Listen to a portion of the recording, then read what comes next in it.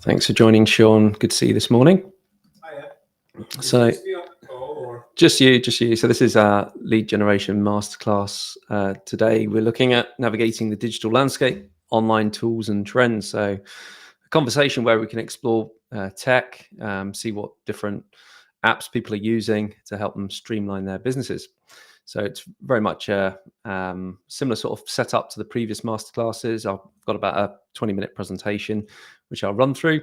And then we can dive into a bit more of a Q&A, maybe have a look at some of the tools if anyone's interested. This is going live on LinkedIn. So thank you for those tuning in on the live stream. Also for those maybe tuning into us on YouTube. So we're still not really focusing on YouTube hugely, but still putting the content out there. So welcome. Now we're in this wonderful world of digital tools, and certainly we've been looking at different trends that can really help you to elevate your work as a consultant, whether it's streamlining those daily tasks or enhancing engagement with clients. Finding the right tools and knowing the strategies can really make a world of difference to your business. So our focus is looking at understanding what essential digital tools that you could maybe check out, identify those emerging trends, and maybe start exploring how to integrate new technologies much more effectively into your business. So I'm Alex Smith. I'm the founder of Leadith. Leadith is a LinkedIn lead generation come marketing agency. Cold email is something we're growing into as well. Over the years, I've had the privilege of helping several B2B coaches and consultants really achieve sustainable, scalable growth by combining ethical sales techniques and cutting-edge marketing strategies. As a leader in digital marketing and specifically lead generation, my journey's taught me huge kind of valuable lessons in terms of what works, what doesn't work. It's very much a test and measure. So my backstory is actually it came up through the world of printing. I worked for the family print business, came away from that and set up my own print business and moved into e-commerce, scaled up an e-commerce business successfully to 500,000, and then kind of sold it off earlier this year. And now my focus is about kind of marketing automations, systems, helping businesses really streamline their efforts. And it's quite exciting with the last couple of years with the AI coming in and what we can achieve there. So let's kick off. So let me briefly introduce you to Leadith's roadmap. So this is kind of the journey that clients embark on as they want to achieve more sales and more time. And the way we do it is by leveraging automation. But first, we need to understand the target audience. Where is that target audience sitting? So we're actually going to a pool of resources to find that audience. And then once we know our audience, we need to then optimize our LinkedIn profile. And once you've got a bit of clarity over your offer. It helps you to kind of present that straight to that audience in a way that they can understand straight away what you're up to, what you're about. We then move on to LinkedIn automation, stage 3. We've actually got 3 different multi-channel sequencing software that we use. All have their pros and cons, and we leverage the software to kind of automate a lot of tasks. I actually did the KPI and reporting session yesterday, because it was the first day of the month, and I was amazed. 45 hours of my time was saved by leveraging the software tools. So that's the significant savings that you can be making realistically with one simple tool. Outreach. So a LinkedIn strategy is great. Another equally important strategy that I'm certainly finding in the B2B space is email outreach, but it's got to be done properly.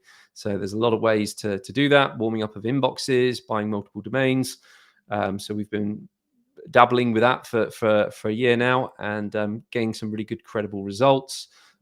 Diary full of appointments, and it's now looking at the sales side and transitioning these appointments into sales and improving that sales whole process with scripts and things. If you're putting content out there onto LinkedIn and social media, that's going to act as what I call an inbound strategy. So the outreach is very much outbound, and it's nice to complement that with an inbound strategy. So when you start to put content out there, something like maybe a video, if you can put a video out there every single week, it puts you front and center as an industry leader, as a thought leader, and then people will see that, and then that trust is formed much quicker. So think about getting content out there. And then stage 6 is having your appointment setting all kind of knuckled down, having clear call to actions on all the emails that you're sending up, the follow-ups, the reminders. Everything just needs to be really slick to make sure that people show up and they're ready and impressed on that first meeting. So if you want to dive into some of these strategies in a little bit more detail, we do have a community. We're currently using the School platform. This is probably in a month's time. We're just about to shift over to a new platform. So you might want to hold back here and wait till we've done the transition. But if you're keen to dive into this, welcome to join the School community. We've got around about 250 members in that community, all business professionals. You get to learn advanced techniques, enhance your LinkedIn engagement, connect with other professionals, so you can network with people that have shared interests, and maybe also the similar sort of challenges that you're going through. So joining the community is a very simple way. So head over to the Leadeth website, which looks a little bit like this one here, and you can go to learn, and then click on the School. That will take you to the School community. We also run a quarterly challenge. So the challenge is every quarter. That's a 4-day challenge where we actually run through that 6-step framework in a bit of detail. And we do it over 4 days, cram a lot in. It's just an hour a day. If that's something of interest to you, feel free to reach out to me, because I'd love to make sure you're aware of it when the next one's happening. It's probably going to be in the new year, in January time, but that's a really good opportunity to brush up on your LinkedIn and social selling skills. So as we move on, I just want to open up with a moment of reflection. I often share a verse from the Bible. Today's verse kind of ties in with our theme. It's from a book called Proverbs, which is one of the wisdom books. And it says this, it says, for by wise guidance you can wage your war. In abundance of counselors there is victory. And this reminds us of the power of wisdom and the value of that counsel. In a digital world that's constantly evolving, seeking out and sharing your knowledge and finding knowledge with others isn't just beneficial, but it's actually essential. And when you start to stay informed and you surround yourself with others who have the right tools and right systems, and they're working, so having those right people around you in your corner, that helps you to achieve much greater success. And importantly, doing it together really kind of highlights the importance of team. And last week we looked at about team, and 2 people doing things is much better than 1 person going solo. So let's keep that principle in our mind as we navigate today's content. So I always start with a quote now. So I found this quote. This quote kind of embodies the heart of today's session. Peter Drucker, known as one of the greatest minds in management and innovation, he actually said the best way to predict the future is to create it. And I just thought that was a fantastic, powerful reminder that rather than simply reacting to changes in technology and trends, we actually have the opportunity to shape our own future by embracing these tools and using them strategically. When you start to understand and integrate the latest digital tools and innovations, we're not only preparing for what's next, but we're actually creating a more effective and impactful future for ourselves, our clients, and also our own business. So today, we're just going to keep that mindset of proactive growth and forward thinking as we explore different ways to navigate and leverage the digital landscape. So the goals of today's session are threefold, three main goals. Firstly, we're going to identify some essential tools that every consultant, the focus for the last quarter has been B2B coaches and consultants. And then maybe in January, I might change the focus to another industry or another niche. And the idea is that these tools are really going to help you to kind of streamline your workflows, improve your client interactions, and help you to operate much more effectively. Secondly, we're going to look at some of the emerging trends, understanding what's on the horizon and what can give you that significant competitive advantage over your competitors. And then finally, we'll have a look at discussing some of the practical strategies for integrating new technologies in a way that doesn't disrupt your workflow, but actually enhances it. Quite commonly, you may have heard of the expression new shiny object syndrome. And I probably should have put a warning on this that we are going to be looking at a lot of different tools.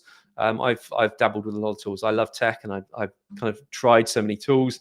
I'm on AppSumo kind of every week, seeing what new tools are coming out, seeing if I can grab a bargain there on lifetime deals and things.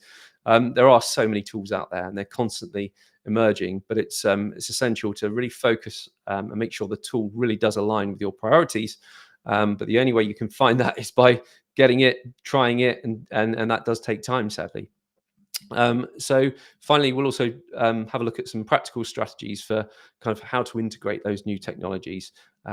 So yeah, that's the objectives of today. So let's start with some essential digital tools.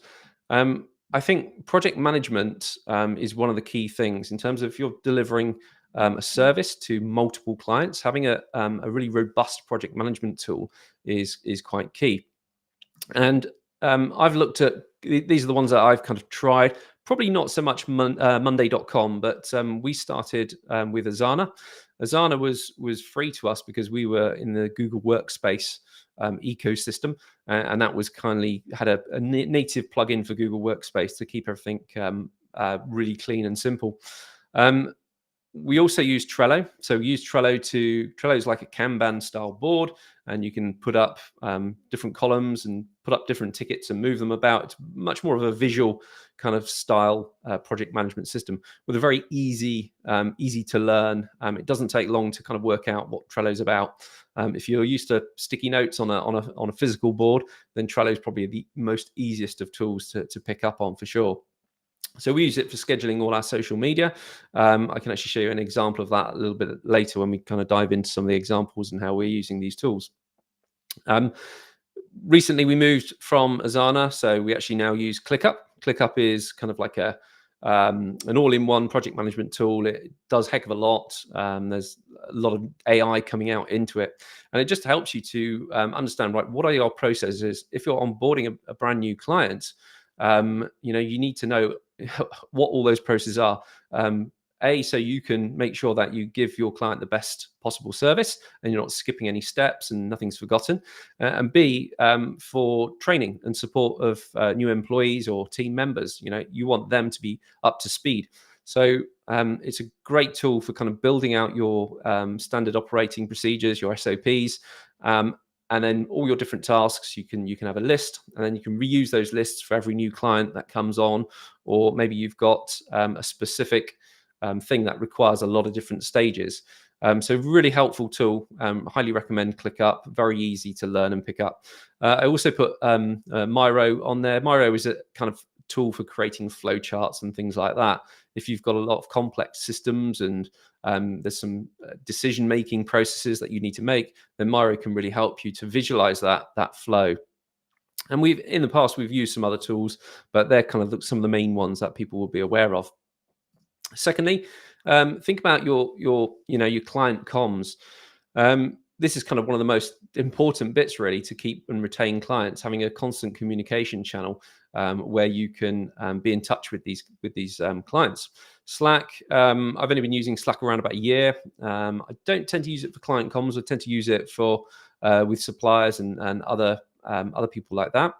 Microsoft Teams is another alternative, and I think Zoom's got a lot more collaborative features in it these days, which is great as well.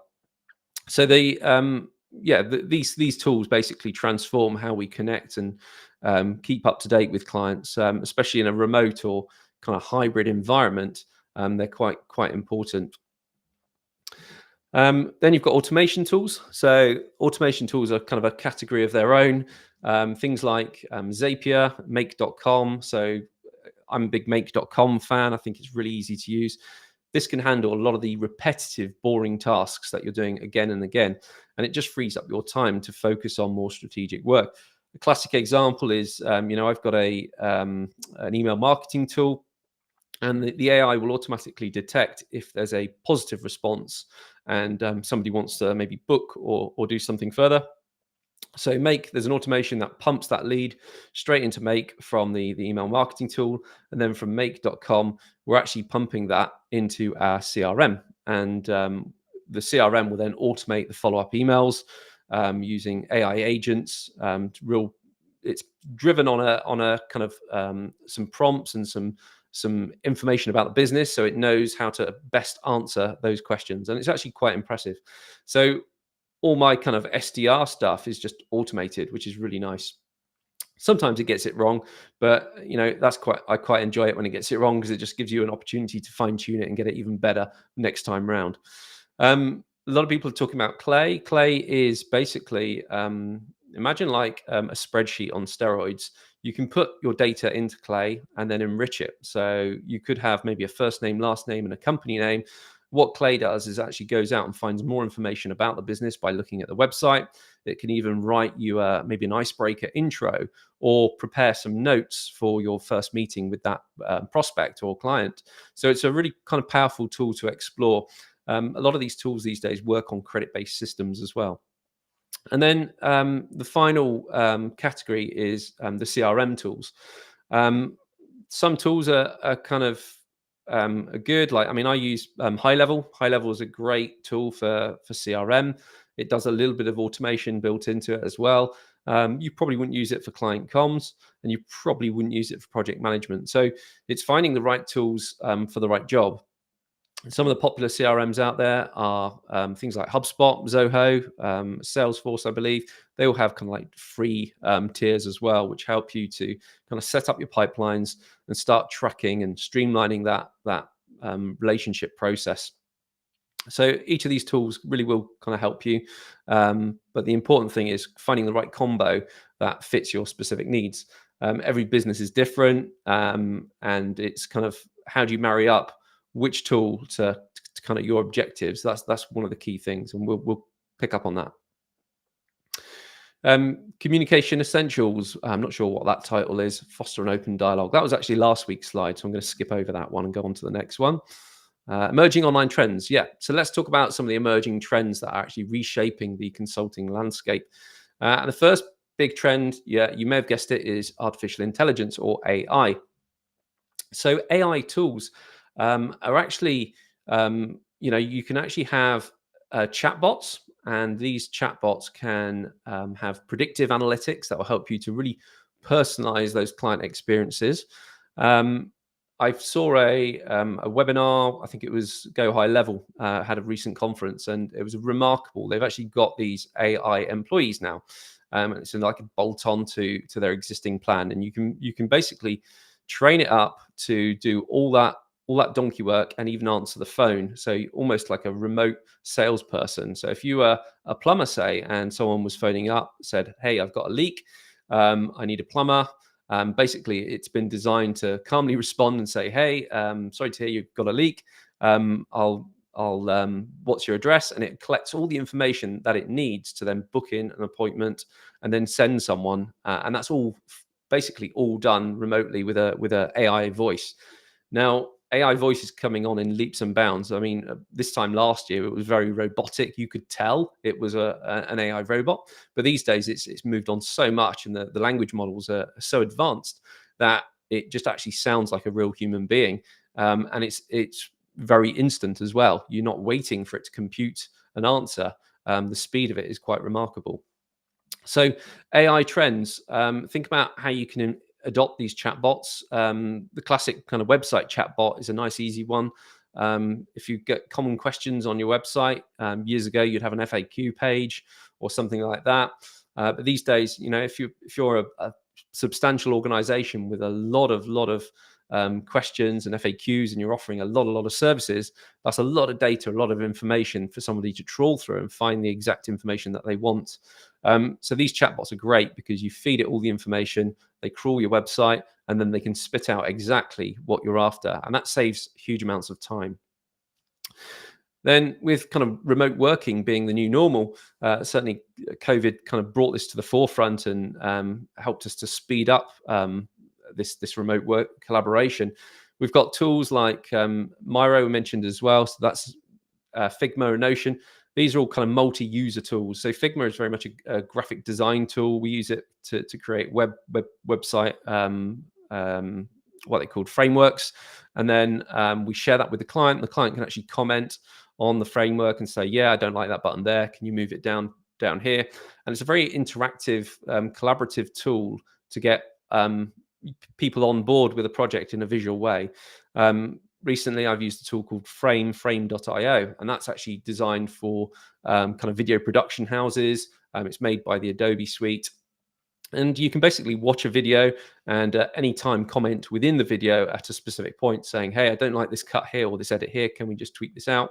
And it interacts with the software, and those comments come into the video editing software, so you can see and kind of edit in real time as people are kind of contributing towards the project. So there's some fantastic tools out there. As I say, I've been using the Google Workspace tools for a number of years now. All their tools are very collaborative, and they allow multiple people to work on a document at once, and that is really vital in today's age. A lot of these tools, brainstorming, are great, even if you're with team members who are miles apart. The next category of tools is data privacy and security. So these tools just help strengthen and secure your business. LastPass is useful for helping keep clients' passwords and informations very in a secure place. And if you've got these kind of these tools, they help you to comply with data privacy and stuff. So very, very helpful to start adopting these tools, especially if you've got any client concerns around data protection. Finally, think about social media automation. Now, this was a huge last few years. We've had these tools around. They really can save a lot of time. Instead of posting to 7 different social platforms, you can now post it to one place, and it sorts out the content, adjusts it for the necessary channel, puts it in the right characters, adds the necessary hashtags, does it all for you.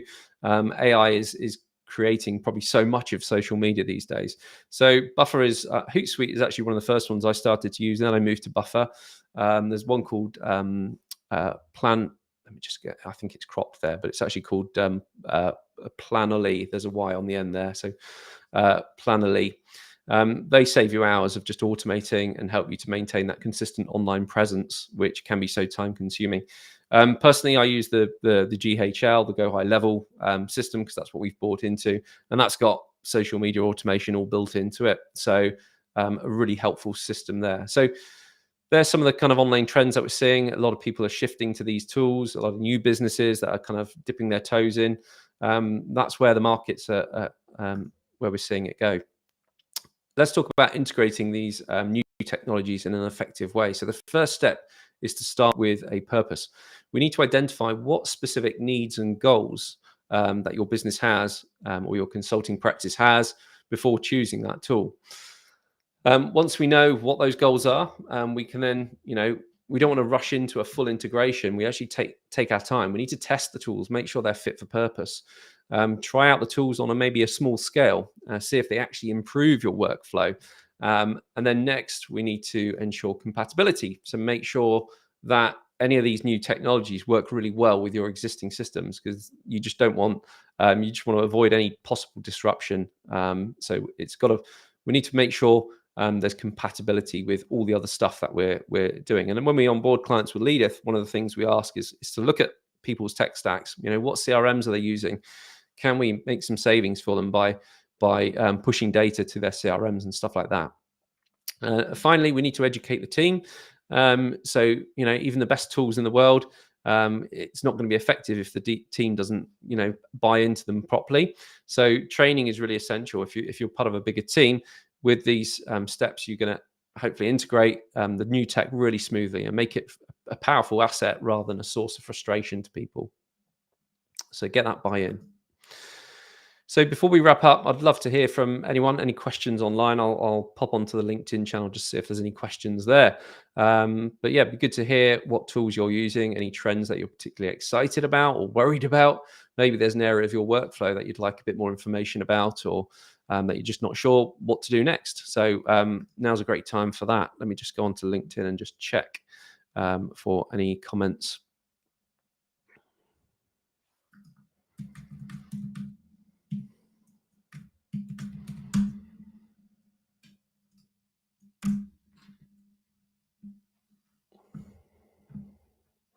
How are you getting on, Sean? Are you embracing the delights of technology? Being a tech business. Yeah. Just trying to negotiate what's actually free and what you can use and test without actually paying sometimes. Like Slack, for example. I'm not sure why. Yeah. So Slack, I think it's you can get five external users on the paid plan. So that's helpful for bringing people in. But yeah, the cost of these software, they do start to mount up, and it's understanding what, ultimately, does it solve a problem? Does it make it easier? Yeah, and you can use AI to find out what's free, but it'd be good to have some kind of guide to navigating, avoiding paying for as long as you can do, and how to maximize that period of the trial, and who's all that kind of stuff. I find it quite difficult to keep up with things like that. Yeah. But I've used a few of those that software that you mentioned. I used LastPass. I've used a few of those that you mentioned. So yeah, there's a lot out there. It's just for me, it's like using something and just sticking with it and not getting too confused and switching around. Because tech's not my strong point, to be honest. Yeah, and then get lost easily. Even with these cloud-based solutions, there's updates constantly. So one day you'll go in, and then the next day something will look different or it will change. So you have to adjust. And yeah, I think it's just the nature of the beast. But yeah, certainly sticking to the same tool if you found it and it's working really well. I think it's such a headache then to switch systems and change over and learn a completely new system can be, very time consuming. And certainly in a big organization, that outlay can be, massive. I remember when I was in the police, we had a system that came in called Niche. And what it did was basically a database logger for all the types of crimes and everything, very much an intelligence system as well. And they trained up the whole staff. There's about 6,000 people who needed to use the system. And that was a 2-day training. So the cost for that was huge. And then when they deployed the system, something didn't work and they couldn't go live with it. And then about 3 or 4 months later, they were like, right, we're going to have to go live now on it. everyone had to be retrained. And I was thinking, wow, the cost implications of, that was 2 days training and 6,000 odd people across the force. Logistically, that is a huge expense, well, to the taxpayer. But yeah, so systems do need a lot of thought. Certainly, high critical systems like that. I guess it's not what we're doing is not too critical, but you want a system that's reliable, that's going to work and going to generate the results. Yeah, I mean, sometimes it's knowing.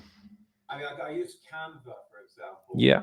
I'm thinking, hold on, for what I'm using Canva for, does PowerPoint do the same thing?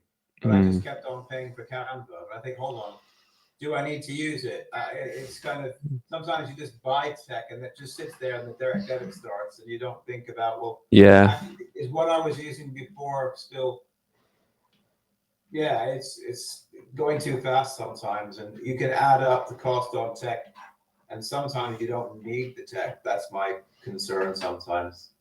Yeah. So I think the key thing there is having that review, making sure we're fully making use of these tools. I've never actually subscribed to Canva. I've always just had the free version. So I'm not sure what the benefits are of subscribing to that tool, but I know it does replace a lot of other graphic design tools now and things, and there's a lot of stock imagery and stuff available within the tool as well. Yeah, I need to do a patrol through an audit stuff that I'm paying for, because that was just starts to mount up, doesn't it? Another thing is using ChatGPT for cleansing contact lists. You can do a lot with that, but I haven't looked into that yet. I mean, changing company names from capitals to lowercase, and going in and telling Chat to do things on lists of data. That one I need to look at and figure out how to do that. That's one thing. Yeah. Have you done that yet? Yeah. So that's ChatGPT is great. If you tell it you're working on a spreadsheet, either Excel or Google Sheets, and you basically say, in column A, I have a company name. What is the formula that I need to cleanse this company name to make it, suitable for email?